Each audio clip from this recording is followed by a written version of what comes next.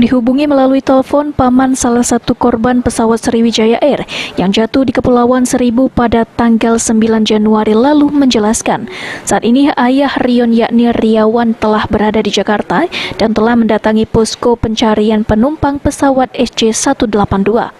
Menurut Suyitno, ayah Rion sendiri telah memberikan sejumlah data-data konkret kepada petugas untuk proses pencarian, berupa KK serta ijazah Rion. Selain itu, ayah Rion juga telah menjalani tes DNA di Rumah Sakit Bayangkara Mabes Polri.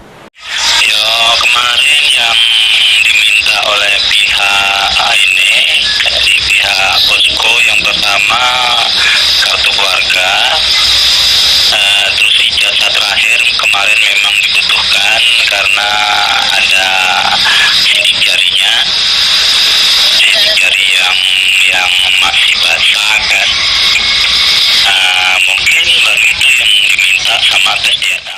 Saat ini pihak keluarga Rion sendiri mengaku sudah ikhlas dan sudah menerima kondisi apapun saat korban Rion Yogatama ditemukan nantinya.